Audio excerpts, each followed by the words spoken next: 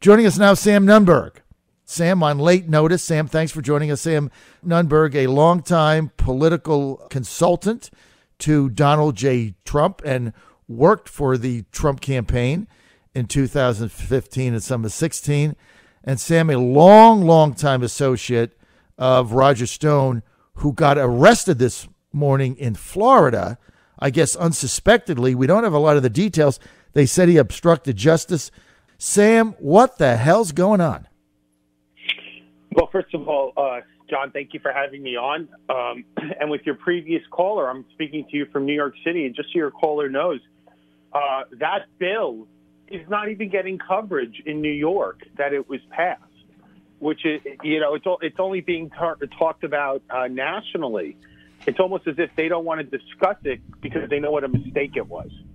And I just find that interesting. I have not seen it covered at all in any of the local papers or local sections of the national paper. Wow. But look, Andrew Cuomo is beyond the pale when it comes to life and children, and it's really a state like this where I had to work.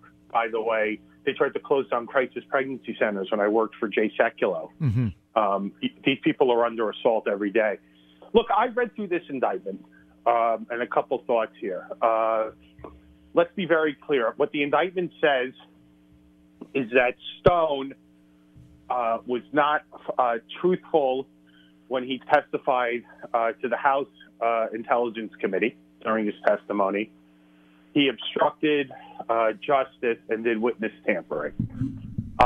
And what he did was, instead of saying that he had communications with Jerome Corsi on an earlier date in August or July, he said that he was talking to Randy Credico.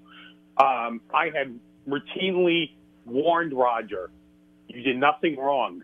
Just don't do anything, which is one of the reasons why, John, I wouldn't talk to Roger after I went into the grand jury. Right. Was to protect him more than me. I wasn't going to obstruct justice. I wasn't going to lie.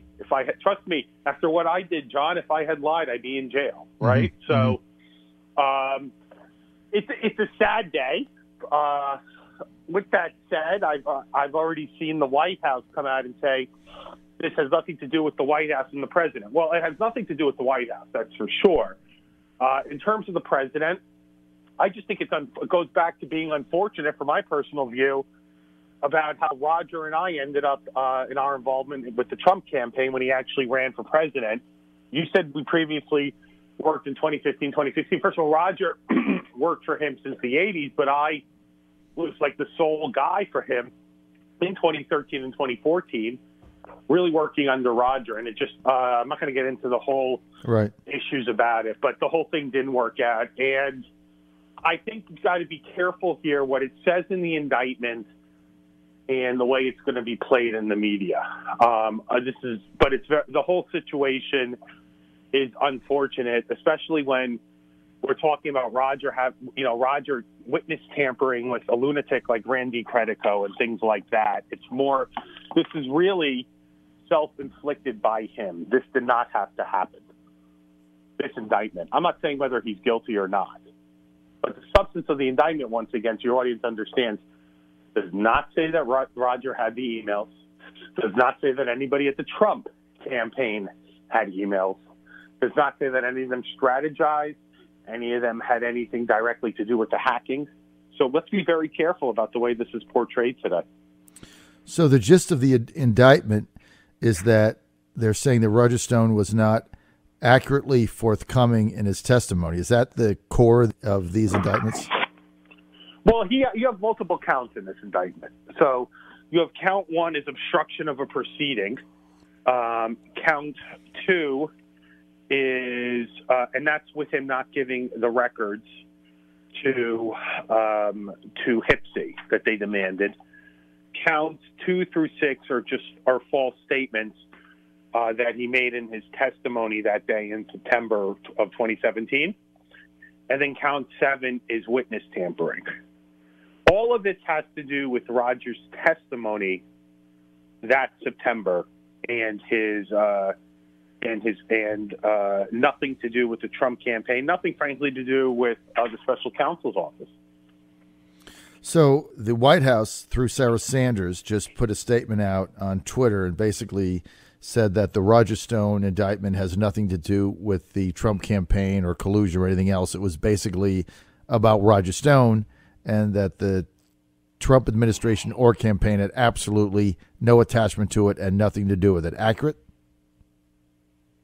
Well, the White House has nothing to do. The White House has nothing to do with it, and the campaign itself has nothing to do with it. So I would say that's accurate. What I would also suggest, though, to President Trump, because Roger Stone, whether you like him or not, people, what area we all fight internally, I'll suggest him that if he wants to just start throwing Roger over the bus, saying he doesn't know the guy, I don't know him, and like he did to Michael Cohen, that I'll come out and contradict him myself. And I'll say that on your show, too. Mm-hmm. So he can play it one or two ways if he wants.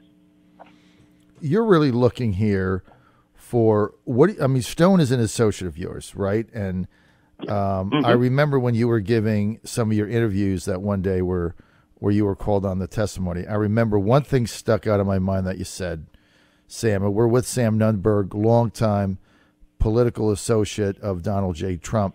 You said, I'm very loyal to Roger. He's been very, very good to me. He's been my friend for a very long time. I'm not going to do anything. I'm not going to throw him under the bus, period. I'm very loyal to him. So, look, we're all loyal to people that make mistakes, and it is what it is. So what would your advice now be to Roger, your friend? My advice would be to listen to your lawyers, no more public statements, and to have a good defense. That's all he can do. I will also say, John, that Roger caused, just so the audience understands, there's separate issues here. Personal issue aside, my feelings of Donald Trump and how Donald Trump treated Roger Stone and me is separate. That's aside. Doesn't have to get into the public forum. I'm going to be on many TV interviews. Unless they say something very disparaging about Roger, then I will respond back to the White House. Mm-hmm. And I'll do it on MSNBC and CNN. They want to just throw him under the bus, that's fine. On the other hand, they are right in saying, John, this has nothing to do with any conduct of the White House, any conduct of the campaign, or any conduct of the president. This is all centered around Roger's actions relating to his testimony to the House Intelligence Committee. I think they just need to explain that clearly. These are you call them process crimes, that's fine. You can do whatever you want. But Roger is not Michael Cohen. Roger has not gone about saying that he was directed to do anything by Trump. Roger's life could be much easier if he had gone to Mueller and said, here's when I spoke to Trump, and he did speak to him frequently, even after he left the campaign, even into October. So I think that in October 2016, excuse me. So, and his life would have been much easier, and he's not going to do that. So I think that people in the media, in conservative media, if you hate Roger, that's fine, but just be careful. That's what I would say. Be careful. Does that make sense? Yes, Sam, it makes perfect sense. He is not Michael Cohen here. Yeah, it makes perfect sense. He is not an enemy here. Right. He's someone who left to his own devices because of the way I believe that he was mistreated, the way I was unceremoniously mistreated was one of the reasons he left the campaign. I even feel somewhat responsible because of what happened. There was going to be no place for him in that campaign. Mm-hmm. Your friend Lewandowski and his girlfriend Hope Hicks were going to next move on Roger, but Roger wanted to stay. We had worked for that for many years, and mm-hmm. Roger wanted to stay insinuated and ingratiated into the campaign and connected to the president. Unfortunately, he made himself a target. I warned him numerous times, including saying that the president is not going to help him, nor give him a pardon, anything like that. And that's why Roger's basically going bankrupt now, trying to defend himself. He has not had a single legal fee paid by the RNC, unlike many others, Mm-hmm. right? He has had no joint defense agreements. He has had nothing. He has heard nothing from the White House. Mm-hmm. So I would just say to them, and, be careful. That's what I'll say, because I'm going to be on CNN and MSNBC today,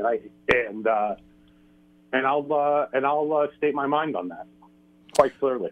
Well, I appreciate, Sam, your candor, and you're coming in speaking to us this morning. I really appreciate it. And also want to point out to my audience, I know you were not happy with the way things went down at the campaign, but you've also seen the bigger picture, and you've been all hands on deck. And let's get to the bigger picture here. The bigger picture here is that this indictment of 24 pages, John, did not have to be 24 pages. This could have been a 12-page indictment.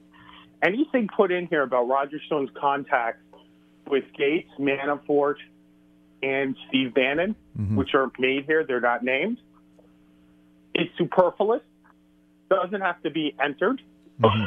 And I don't know why the special counsel did it unless they want to throw, this is Mueller's plan, death by 1,000 cuts.